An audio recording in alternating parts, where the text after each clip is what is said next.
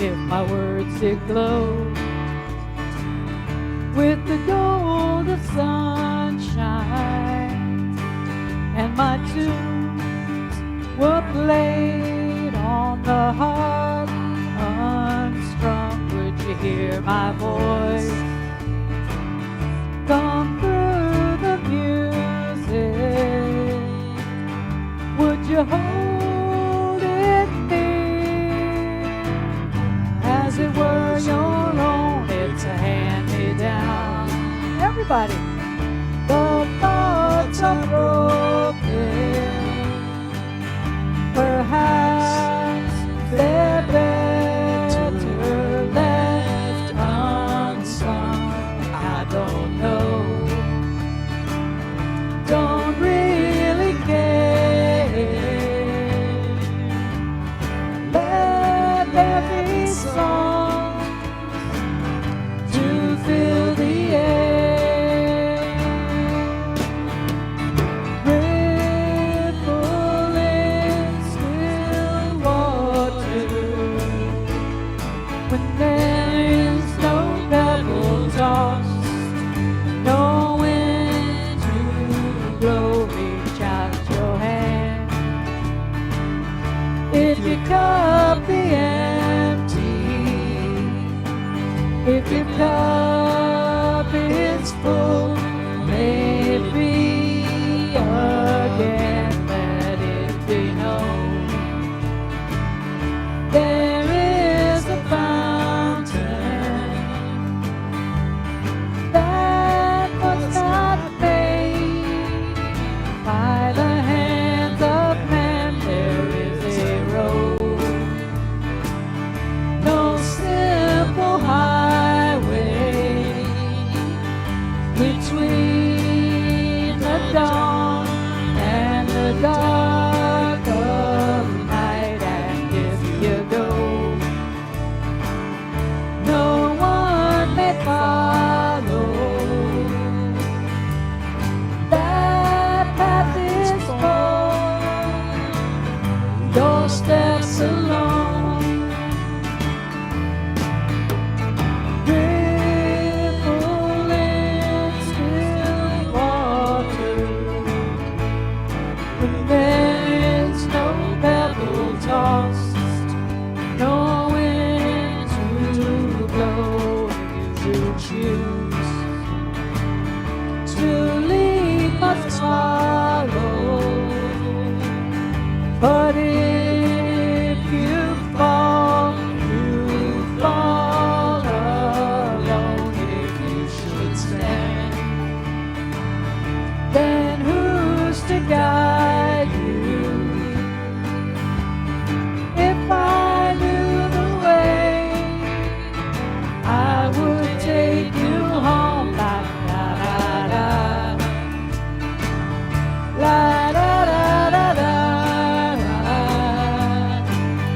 la da da da, la da da da,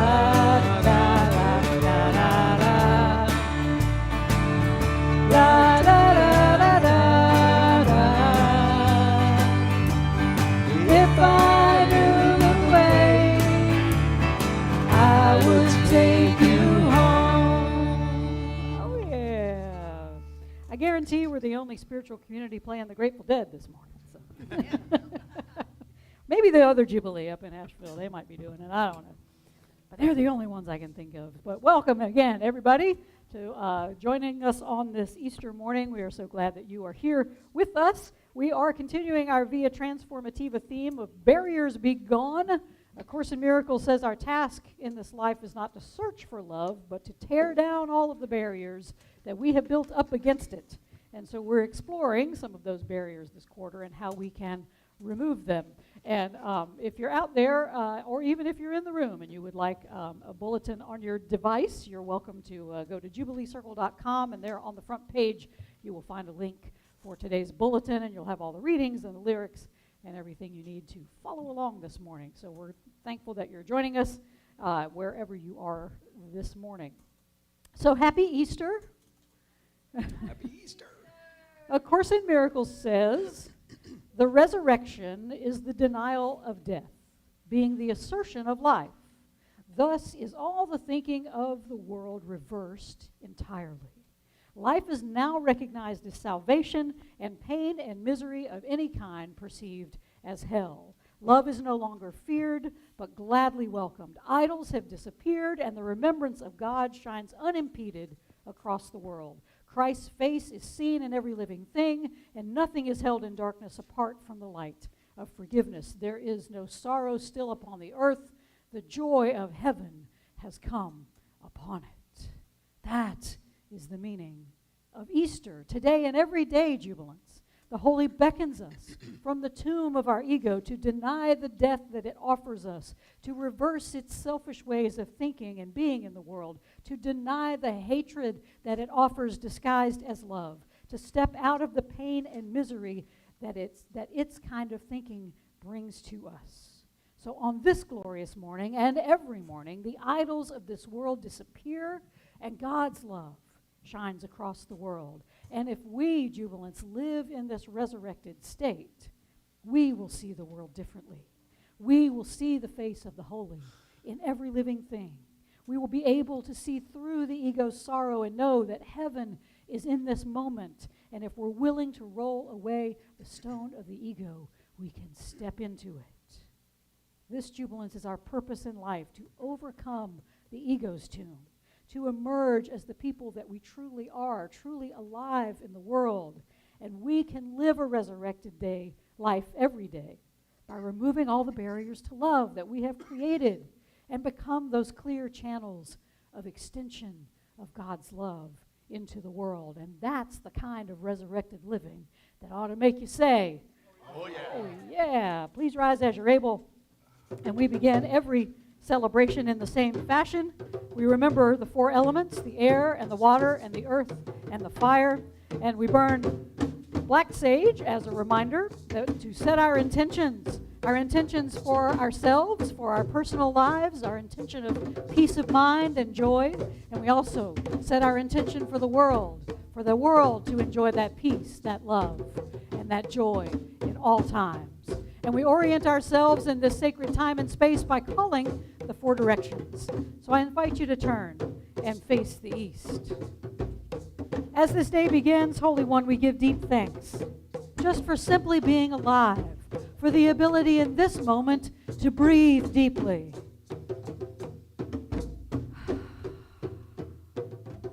Let us begin each day jubilance and gratitude because we are here for yet another day. Help us to recognize the holiness in each moment of this day. Remind us, Holy One, to greet everyone, every creature, every part of your creation with joy and with thanksgiving. Quarter turn to the right and we face the south. As the warmth of the south rises and our summer months draw closer, remind us, Holy One, to live in love and compassion for all of creation. Help us to walk our paths with joy and love for ourselves, for others, for the four-legged, the furry, the feathered, the winged ones, the plants, all that exist here upon Mother Earth. Quarter turn to the right and we face the west. As each day passes, Holy One, help us to surrender with grace the things that aren't working in our lives anymore. Help us, Holy One, to listen to the quiet as another day ends, to find serenity and comfort in the silences. Give us the wisdom we need to make wise choices in all things which are put in front of us. Teach us, Holy One, how to truly live in a state of surrender. Quarter turn to the right, and we face the north. Be with us, Holy One. Bring healing to the people that we love. Bring that healing to ourselves and the world. Bring into balance the physical, the mental, the spiritual, so we are able to know our place in this earth, our place in life, our place in death. Heal our bodies, heal our minds. Bring light and joy and awareness to our spirits. And as we turn back toward the center and look around the room, Easter is a day where we celebrate intentionally new life, a life where we're all invited to arise from our tombs of ego and live in the world to the fullest. Our time spent in fear and in despair and in denial, they're gone. So hear the good news this Easter morning and arise into a new life of love and compassion and joy. We are the resurrection and the life, jubilants. And this is our gift to the world, to rise from the tomb of ego to a new life where we no longer dream those dreams of fear, but we live in this reality of love. So arise this day and every day, jubilants, with a never-ending joy that will make the entire world say, oh, yeah. All right. Please remain standing. We're going to sing some Jackson Browne about being alive in the world. All right.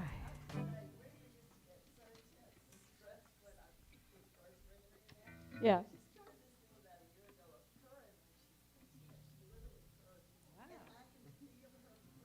Oh. Wow. She's been saved. I didn't know dogs can dog cat. We love Reva the Barred Dog. All right. So I invite you as we sing. This song is called Alive in the World by Jackson Browne. And as we sing, I invite you to greet one another on this beautiful Easter morning. 2, 3, 4.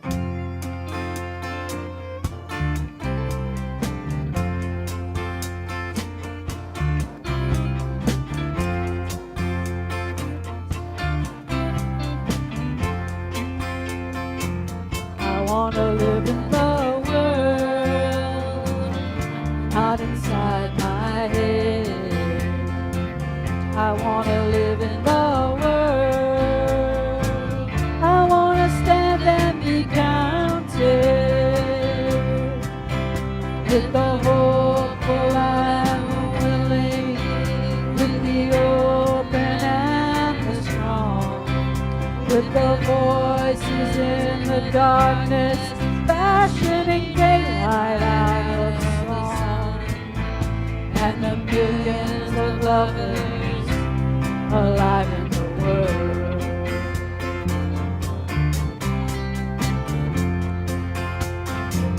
I want to live in the world, not behind some walls.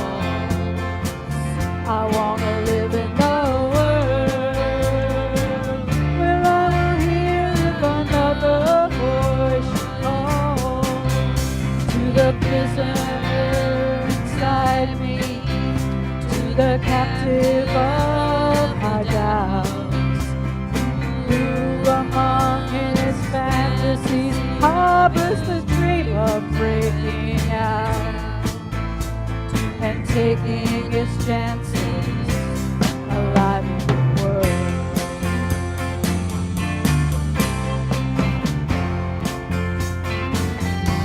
To open my eyes and wake up alive in the world. To open my eyes and finally arrive in the world.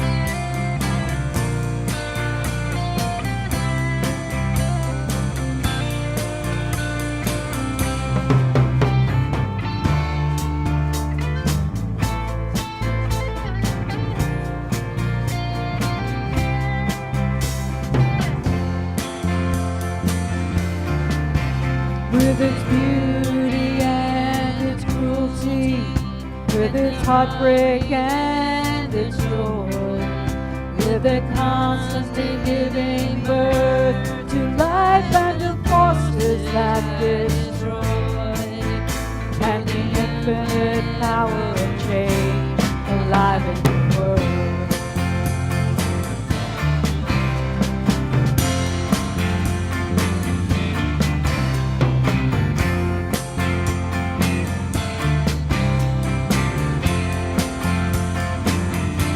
To open my eyes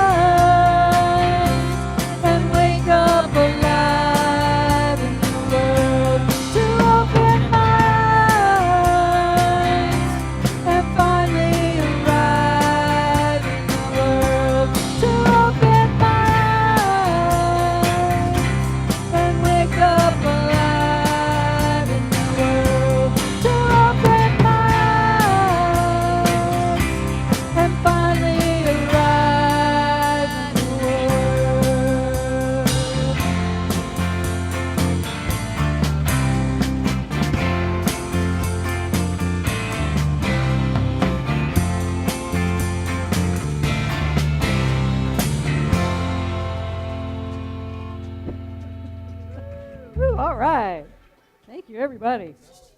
That was a fun song. That is the point of resurrection, to wake up alive in the world. Oh, yeah. Y'all may be seated. Oh, y'all did. Okay.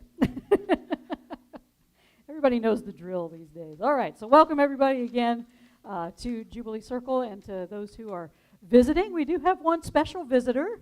Julie has brought her brother James, and so we're very happy to see you here this morning. We hope we don't weird you out too much, James. All right. Of course. Oh, and of course, Rosemary's back with us. Yay! You're not really a visitor anymore. So. Yeah, that expired, yeah. You're just back. Rosemary's here, yeah. But thank you, everybody for being here. A little bit about Jubilee Circle. Oh, Todd's back. You almost qualify as visitor status again. So. Todd is visiting with us again. Bob missed last week. He's back. Bob missed, yeah, Bob's been gone 2 weeks. What did we do without you, Bob? How did we survive? The fish survived. The fish survived, Bob, so that's good for the fish. Bad for Bob. Bob went hungry. Mow, mow, mow. Anyway, for anybody who gets that joke. Jubilee Circle. We are an inclusive, progressive, interfaith community in Columbia, South Carolina that does not take itself too seriously. We teach the timeless common wisdom of love and unity that's found in all mainstream religions and metaphysical philosophies, mysticism, and inspired secular and religious writers throughout the ages. And we use popular music, teachings, weekly celebrations, educational and artistic events, and other community-building activities as we seek to create a space for everyone to experience transformation so they can go out and be that transformation in the world. And we believe that we are here to expand our souls, to find a deeper meaning in life, to renew our commitment to love and peace and justice, learn how to love wastefully, undergo a transformation from the inside out, to discover how to live more fully into our higher divine self. And we also recognize we're part of God's good creation. We are formed out of the stardust and also love and enjoy. But we humans, we forget this. We slide out of our mamas and we think that we are lost in this world of paradox, where we start judging everything and looking around and seeing, oh, that's different, and that's not like me, and ooh, I like that, I don't like that. And so we go, oh, that's good, that's bad, that's beautiful, that's ugly. They're generous, they're stingy, they're loving, but they're all kind of recalcitrant, obstreperous, refractory, Stubborn. untoward, huh? untoward, Hard-headed, grumpy, stinky, okay. But let us remember our true function here, Jubilants.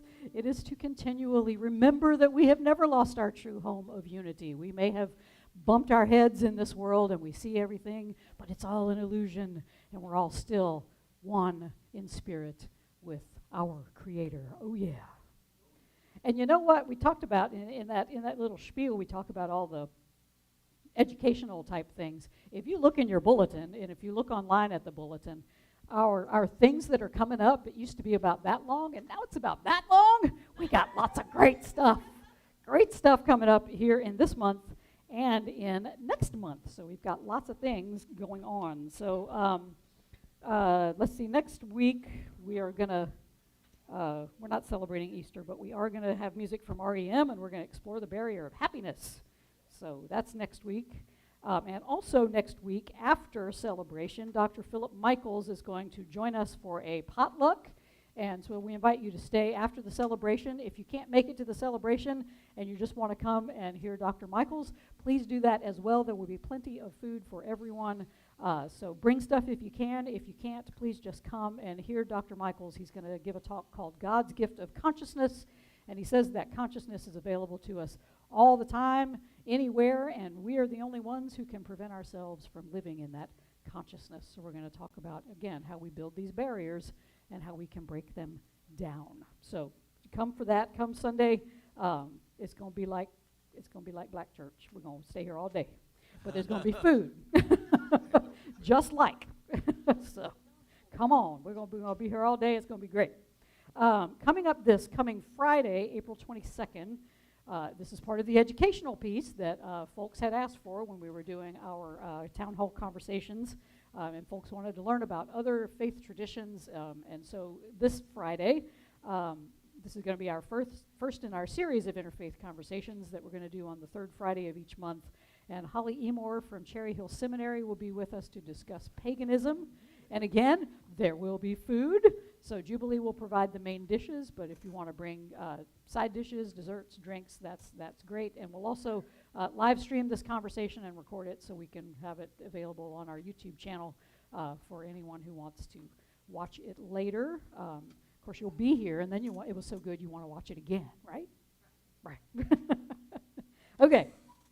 And then as we move into May 6th is our coffee house and open mic. Tyler Watson will be here at 7. Open mic starts at 8. Again, there's food. Coming up Thursday, May 12th at 7 o'clock, there will be opera at Jubilee Circle. Awesome. Yes, I know. What?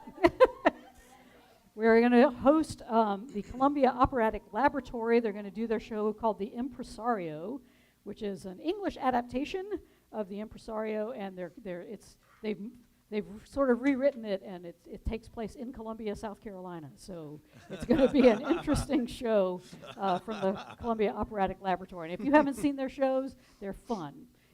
I don't like opera personally, but these people are so talented. And we saw them at the Art Bar, and I'm like, you got to bring that to Jubilee Circle because that's fabulous. So come on in. So they're going to sell tickets. We're going to sell tickets for them, $10 at the door. We're going to provide some light. There's going to be some food, but not a lot of food, just light snacks. And we just ask for a donation to Jubilee to cover our costs. But I'm so excited that we're going to have some opera in here.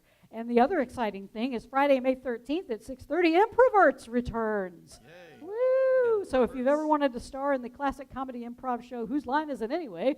This is your chance. You can be Colin Mockery. You can be Ryan Stiles. So come and join. And if you've got a Wayne Brady out there, bring him on, man. He's great. But so it's a nice game of improv. It's an improv game for improverts, and Beth DeHart will be leading that. Do you want to say anything about that? Or? Yeah, right. Yeah, we're just playing. It's just fun and games. So bring your sense of humor and get ready to play. All right. And then just the ongoing things, Soundy School at 10:30 every Sunday, and at 7:30 on Wednesdays, you can join us for our discussion group for A Course in Miracles. Any other things I missed? We got lots of stuff, people. I mean, this is great. It's like, yes, we're back. Yeah. Any birthdays? Anybody got birthdays? Nobody, really? No April, Linda. Admit anyway. Right. No one's admitting their birthday if they have one. All right. Breathe deeply. Hear these wise and holy words from this wise and holy woman. Missed my cue. That's all right. Ding. Yeah, okay. From the Jesus story, John 10:14 through 18. I am the good shepherd. I know my own, and my own know me, just as the Father knows me, and I know the Father. And I lay down my life for the sheep. I have other sheep that do not belong to this fold. I must bring them also, and they will listen to my voice. So there will be one flock, one shepherd. For this reason the Father loves me, because I lay down my life in order to take it up again. No one takes it from me, but I lay it down of my own accord. From A Course in Miracles, Chapter 4. The journey to the cross should be the last useless journey. Do not dwell upon it, but dismiss it as accomplished. If you can accept it as your own last useless journey, you are also free to join my resurrection. Until you do so, your life is indeed wasted. It merely reenacts the separation, the loss of power, the futile attempts of the ego at reparation, and finally the crucifixion of the body, or death. Such repetitions are endless until they are voluntarily given up. Do not make the pathetic error of clinging to the old rugged cross. The only message of the crucifixion is that you can overcome the cross. Until then, you are free to crucify yourself as often as you choose. From Joel Goldsmith's book, A Parenthesis in Eternity. No spiritual truth is true about life as lived in the parenthesis, so we have to go beyond the parenthesis and realize that consciousness is now revealing itself as form. If we think of form as the life, however, we are in the parenthesis. But if we see form as life expressing itself, it must go on and on forever, even if it has to create new forms every hour. If you and I believe that we are expressing love, we are holding ourselves inside the parenthesis. If, on the other hand, we see that love is expressing itself, life is manifesting and forming itself, and consciousness is unfolding and disclosing itself in infinite form and variety, we are lifted out of the parenthesis and moved into eternity. Eternity is a continuous now. These are wise and holy words. Thanks be to the holy. All creation is holy word. All creation speaks volumes of the holy. Hallelujah.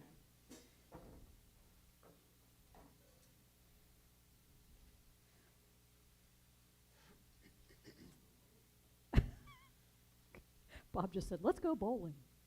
Here's the bowl. We're going to go bowl. You don't put fish in it, Bob. You don't know. There's no fish. Right, yeah. Improv is on May 13th, so yeah, join us for that, Bob. Bob is a one-man improv show.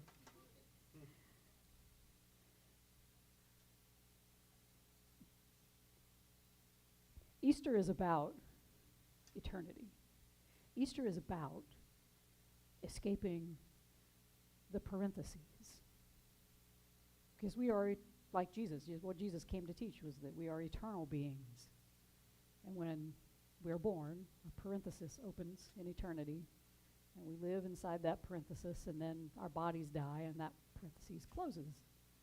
And so that's our, here we are, we're bracketed, so here's our life, sort of bracketed out in eternity. But when that parenthesis closes, eternity continues, which means so do we. So we are never born, we are never dying. So when Jesus, these stories about Jesus walking out of the tomb, and whether you believe it was literal or not, that's not really the point. The point is, Jesus even lived in a parenthesis, just as we do, and shows us that that bracket that we call our lives is not the be-all, it's not the end-all. It is just a moment of that continuous now that is eternity. And it's interesting, the more I study a course, the deeper I get into it. Lee and I were out for dinner this past week, and we were talking about the illusion, and we're at Publico, and we're eating and drinking and having a good time, and he said, look at this beautiful illusion I created. And really, honestly, for a split second, I went, this is fabulous. This moment is really fabulous. Yeah, great beer. They did, right? Great beer, great tacos, man, you can't beat it. And for the keto people, the taco and a lettuce leaf, this is the best illusion ever. And some people are not living in their best illusion. Some people are living in the illusion of war. Some people are living in the illusion of famine. Some people are living in an illusion that we don't have to experience. And we can end all of those other illusions, though. Because the only reason there's war, the only reason there's famine, the only reason there's any suffering in the world is because it's still here. It's still within each of us. And whatever is in here is what we project into the world. And as soon as we end the war in here, the war out here ends. And so your own transformation, your own spiritual walk, it's not navel gazing. It's not just doing it for yourself. We seek, while we're still here, to create what the Course calls a happy dream. Because when those who are in war-torn areas, those who are in starving areas, can look out and see the beautiful illusion that Lee and I created together the other night, that's when we know That's when we know that the world within us is a place where we're all happy and eating and drinking our fill and enjoying one another's company. And Lee and I created that little piece of heaven together. And now our job is to extend it outward, knowing that that's how the world changes. So whenever I tell you to do your own work, I'm not telling you to do it just for you. You do it for the world. It doesn't take everybody doing it. It just takes just enough of us to reach that tipping point where we do change the world. And everyone can wake up alive in the world and arise from the tomb of war, the tomb of famine, the tomb of suffering, the tomb of oppression. But first we got to walk out of our own and extend that freedom, that joy, that love into the world. Those are the creations that we co-create with God in this world. We don't co-create suffering. We do that all on our own. That's our work.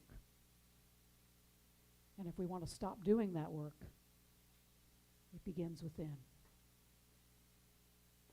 So I invite you in this time, what suffering are you still creating?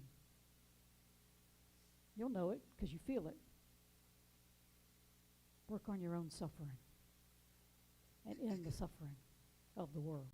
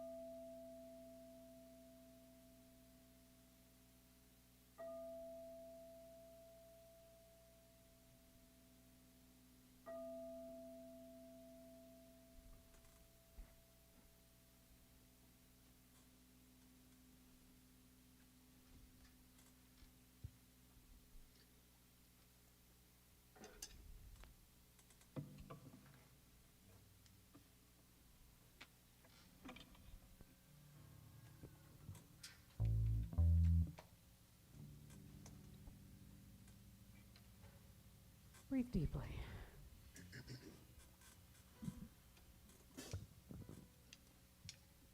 I lost my piano player.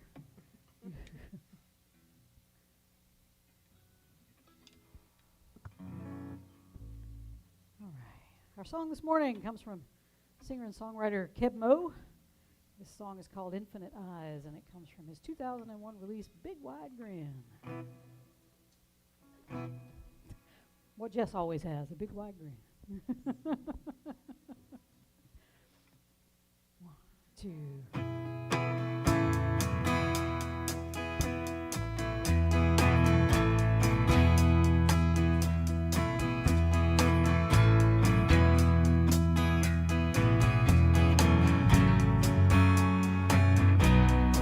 Every ray of sunshine, every drop of rain, every time the wind blows, I hear your name. Every time a flower blows or a baby cries, everything that's young and old will live and die. I don't know what's out there way behind the sun, and I got a feeling that we're not the only ones. I can see miracles happening all the time. I can see eternity through infinite eyes. In the weeks before my 20-year-old cat George left this bodily existence, I noticed something very different when I gazed into his beautiful green eyes. Maybe the change was in me and not him, but I saw something there that I had not seen before in his previous 20 years of life. I saw eternity. I swear, whenever I peered into those eyes for more than a moment, I got a glimpse of that field of eternity that Rumi talks about in his famous poem, out there beyond all the right doing and wrongdoing, that place of unity where we all still dwell as one spirit. And maybe it's because I knew George was going to be moving into that field himself in a very short time, and maybe he knew it too. I like to think maybe he was giving me a final gift, a glimpse of where we all will meet again in that infinite, united field where we are all one spirit. George reminded me of how metaphysical teacher and author Joel Goldsmith describes the time that we spend in this bodily realm. As I said, we're all here experiencing, in this moment, a parenthesis in eternity. We are eternal spirits. We were never born, we will never die, but when we enter this physical, ego-driven world, a parenthesis opens up in the eternal timeline, and it closes when we physically leave. And it's important to know that we're living in a parenthesis in eternity. Because if we truly understand that, then we realize there's no reason to fear death in this bodily life, because in capital R reality, death doesn't even exist. Our bodies, like my poor George's, they're going to grow old, they'll die, they'll return to the dust that we came from, but our spirit, that eternity within each of us, it never, ever dies. So in George's eyes, I saw him in eternity. And while my grief over the loss of his beautiful, furry, purring, and warm body snuggled up against mine, while that is still very real, seeing that eternity within his eyes helped me to know that George, the eternal energy that I named George in this parentheses, he remains with me. Because he and I were both part of that eternal field of unity. I'm still there, he's still there. He's just outside the parentheses now. But the ego wants us to see death as the final act, something that obliterates us forever, because the ego sees this world as the be-all and end-all of existence. This is why we fear death so much. But Jesus was clear that death in this world, it doesn't mean anything when you look at eternity. We can lay our lives down in this world, and we can close the parentheses here, but we can always take it back up again. We can open up another parenthesis in eternity. We can come and go in this physical world all we want. But if you don't believe in physical reincarnation, and some people don't, and that's fine.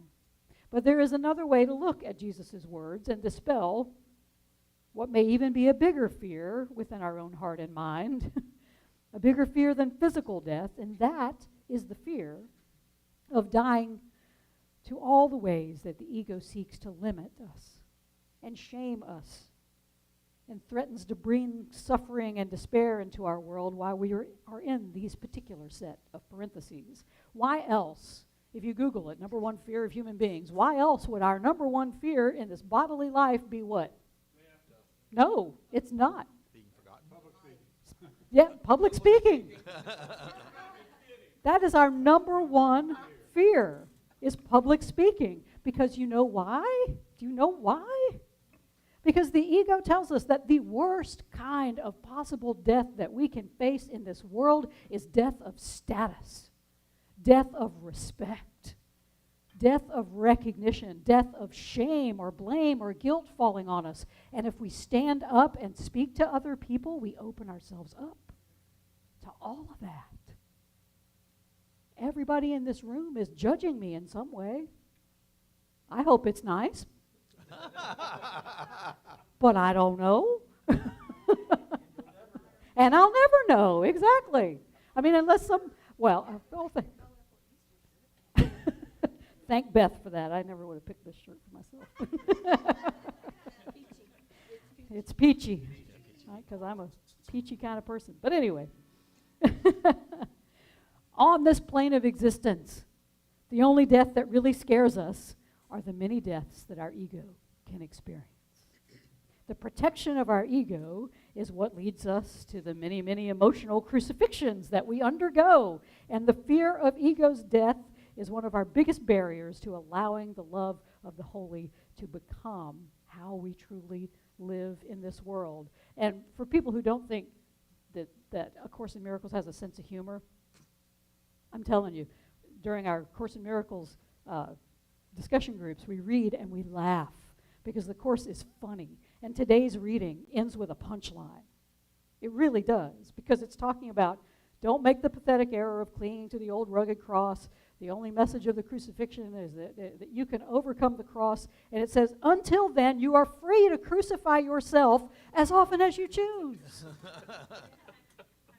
I mean, that's funny, because that's what we're going to do. You're like, okay, thanks. Appreciate the advice. Now I'm going to go suffer a little more, because that's what we do here. And we're protecting our ego when we suffer. When we learn to let go of the defense of the ego, A Course in Miracles says we will take that last useless journey to the cross. We can stop crucifying ourselves. The death of the ego, in today's reading, says it's already accomplished. It truly has no power over us except what we give to it. The ego has no business running our lives, and when we take it out of the driver's seat, we are free to join the resurrection into our new life, living from that higher divine self. Until you do so, A Course says, your life is indeed wasted. It merely reenacts the separation, the loss of power, the futile attempts of the ego at reparation, and finally the crucifixion of the body or death. Such repetitions are endless until they are voluntarily given up. So, Jubilants, what are you crucifying yourself about today? Are you listening to the ego that tells you that dying to the world's opinion of you is the worst thing that could ever happen? Are you afraid to die to the shame, the blame, the guilt, the grievances of your ego, thinking they're the only things that keep you truly alive in the world? Are you afraid to lay down this life of ego and pick up your true life of divinity?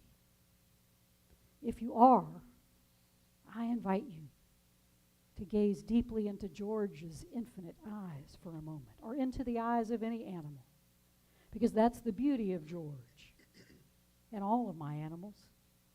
He has no ego. Reva might. We might. Yeah, she's loaded. She's a poodle. So poodles are all about ego. That's right. But most animals, they have no ego. Instead, they just see eternity with their infinite eyes. And the good news is this morning, Jubilants, we can be like George. Breathe deeply. I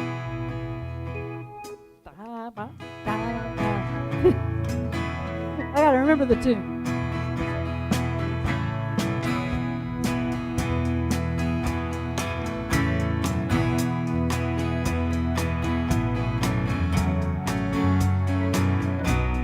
And I was just thinking, just the other day, about some other universe not so far away. Maybe I'm an alien from a neighborhood star. Maybe I'll just fly away on a slide guitar. And I don't know what's out there way behind the sun. And I got a feeling that we're not the only ones.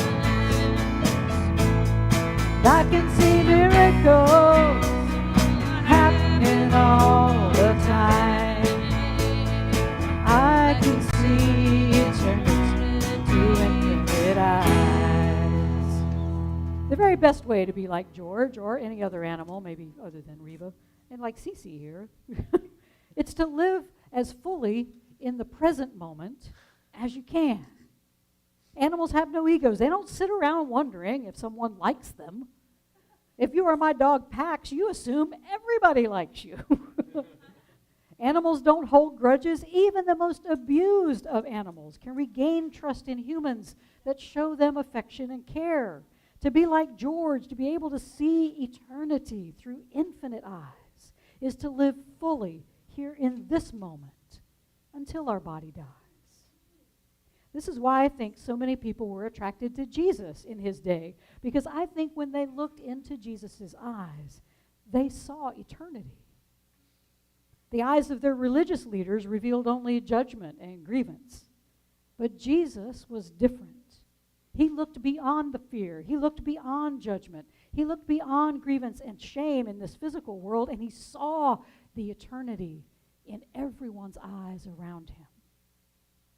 The Christian religion may be founded on this man and his teachings, but Jesus clearly knew that we are all one spirit, having disparate and divergent bodily experiences. In today's reading, he even says, I have other sheep that don't belong to this fold. I must bring them in also, and they will listen to my voice. So there will be one flock and one shepherd.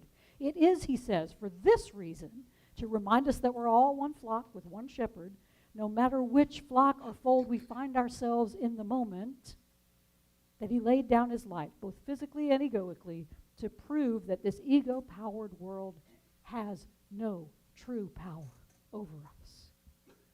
Goldsmith echoes that when he says, no spiritual truth is true about life as lived in the parentheses. So we have to go beyond the parentheses and realize that consciousness is now revealing itself in form. That's you guys. That's all of us. Consciousness revealing itself in form.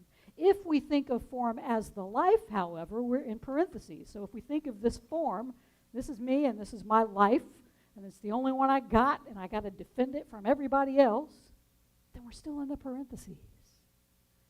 But if we think of form as the life, we are in the parentheses, but if we see form as life expressing itself, if we see our lives as an expression of God's love in the world, living through us, living through our form, then it must go on and on forever, even if it has to create new forms every hour. Even if more babies have to be born for that holy love to get expressed through us into the world. So if we're living our life and we go, oh, this is nothing special, I'm just going to live till I die, I'm going to work, I'm going to get blah, blah, blah, blah, blah, and I got to defend what's mine, we're just in the parentheses. But if we see with those infinite eyes, if we see that we, these bodies, these vessels, they're just here to communicate God's love, then we understand we are eternity. We are not the parentheses.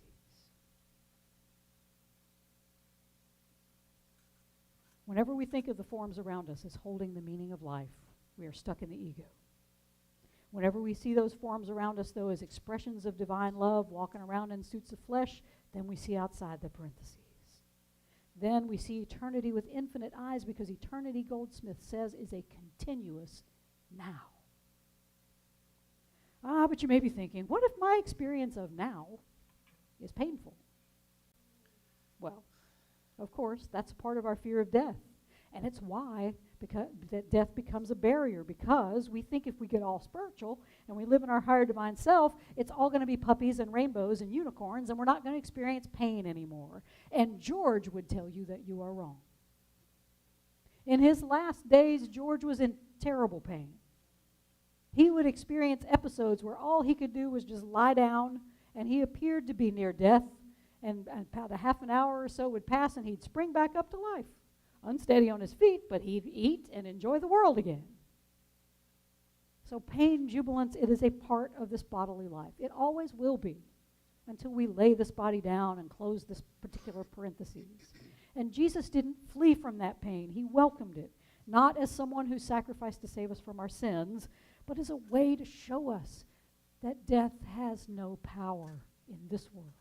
We are eternal, and though we cling to the old rugged cross, which just means we cling fiercely to this egoic life in the body, if we can wrap our minds around the reality of our infinity, we start to cling less and less tightly to this bodily existence, and we embrace our true, infinite, eternal, divine nature.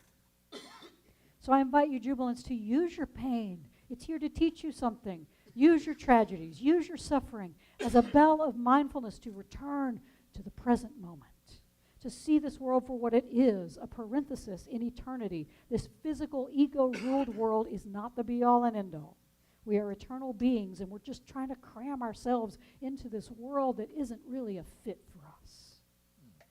But while we are here, we are remembering and relearning who we truly are. All the lessons, be they full of pain, be they full of pleasure, they're meant to remind us we are the light of the world.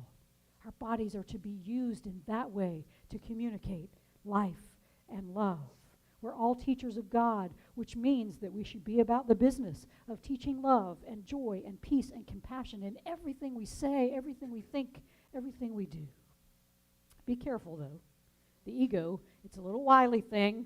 It's going to even try to hijack this higher thought, Goldsmith says. He says, if you and I believe we are expressing love, we are holding ourselves in the parentheses.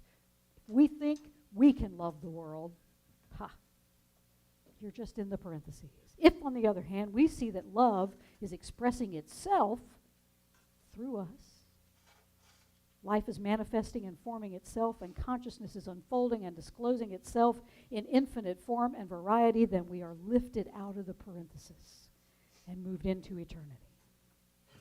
So this is a warning not to take pride in your spiritual growth, jubilants, because your ego is going to try to take credit for that and make you believe that you are better than others because you're doing your work. You're not. Remember, A Course in Miracles tells us all the children of God are special and none of the children of God are special. We are here to do our work. We are here to have our experiences. We are here to learn from them and then teach that power of love and mercy and compassion in every moment to everyone we meet. It's the ego's eyes that sees itself as expressing love. Here I am, I'm loving the world. But it's just holding us in the ego's power. So I invite you this morning, join the resurrection by seeing eternity through your infinite eyes. This is the moment where you set your ego aside and you allow love to shine and communicate itself through you. And that love takes many forms, jubilants, and none of it comes from our egoic striving. It only comes when we stop allowing the ego to keep nailing us to the crosses of fear or shame or grievance and blame, and instead we surrender to the resurrection of God's Holy Spirit through us into the world. So that is the invitation of Easter this morning, jubilants. Lay down your life of ego so you can take up your life of eternity, which is the continuous now. We are free, A Course says. The punchline, we're free to keep crucifying ourselves as often as we like. And we're going to do it. 10 minutes out of here, you're going to go, why did I do that? Nail yourself to a cross. There you go. And when those times come, go, look, that's the millionth way I've figured out how to crucify myself. The only message of the crucifixion is that you can overcome the cross. That means you can lay down your life of ego. You can release your judgment. You can release your blame, your fear, your shame, your grievances. Release. jubilance, your recalcitrance. Once you lay it down, you can pick it back up anytime. Crucify yourself all you want. We often do. Because the ego's pull, it is just so strong within these parentheses. But it's only by starting the practice of touching this field of eternity, even just for a moment in time, that we begin to loosen the ego's grip. We do this. We enter this field of eternity by adjusting our perspective, to stop seeing through these eyes of flesh and see through our infinite eyes. And if we practice this long enough, jubilance, we'll be just like George, and everyone who looks into our eyes will see their own eternity staring back at them. And that is something that makes the whole world say, Oh, yeah. oh yeah.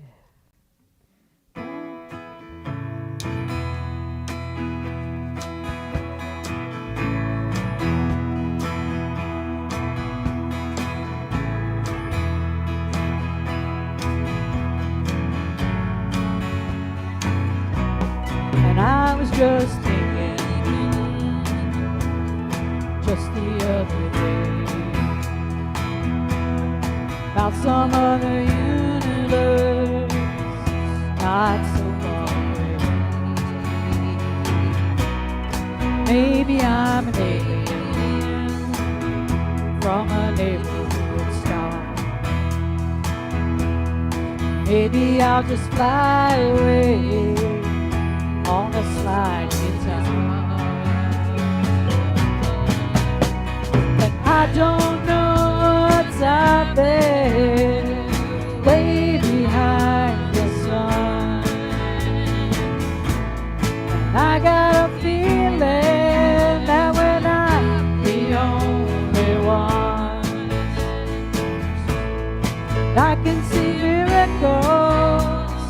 happening all the time. I can see eternity through infinite eyes.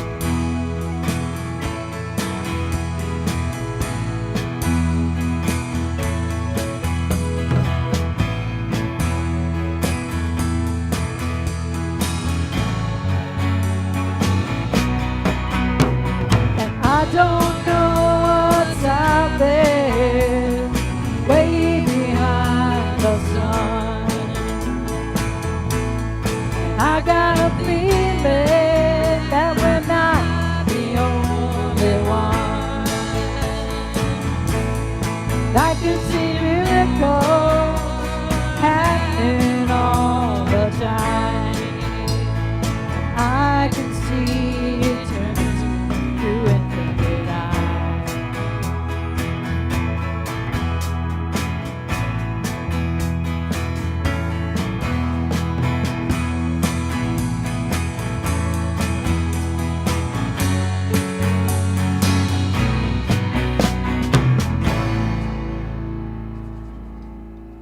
Oh yeah.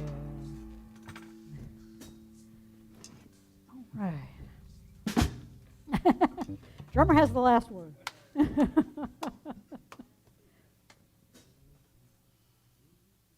So, well, if you're in infinity, what do you need money for? Well, we're in the parentheses, right? Parentheses runs on cash. And so we always ask, at this point in our celebration, for your support.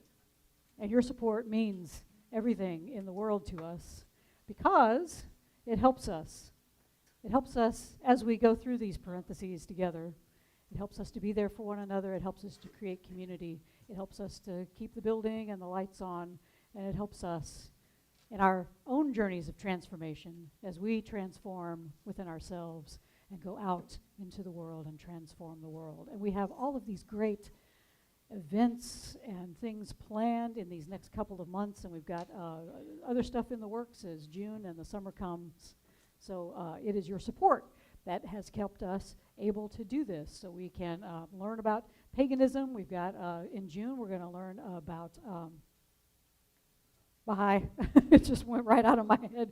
We're going to learn about the Baha'i faith, and we've got other stuff coming up, and there's always going to be music here, and there's always going to be a good time, because this is how our spirit celebrates and grows. And so if you would like to be a part of that, you can go to jubileecircle.com, and there are links there that you can donate through PayPal. You can donate through Venmo.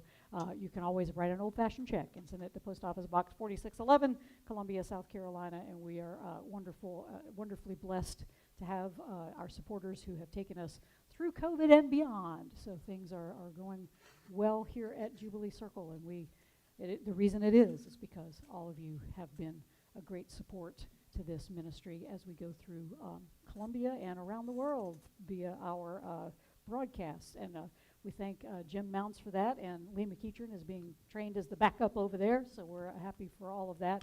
And the band has been faithful throughout COVID, and a lot of them are not there right now. But, but that's Michael Reisman, Miss Sprinkles over there on the piano and violin and everything else. Bruce Clark back there on the guitar and vocals. Larry Farina back there on the drums. Bruce, I did it again. Keith Edwards over there. Everybody's Bruce. All guys, they're just Bruce to me. Tricia Fopp was there. She's over there. They got to take their mama out for Easter. It doesn't have anything to do with sheep. Okay. All right. So we will say so long and farewell to those who are joining us out there on the internet. Thank you so much for being here. Thank you again for your support. And remember, as Meister Eckhart says, if the only prayer you ever say in your entire life is thank you, it will be enough. And Leslie Gilroy, that was the one I was missing there. Sorry. on vocals with us. So join us again next week, same bat time, same bat station, and we will have more Jubilee Circle for you. Until then, oh yeah.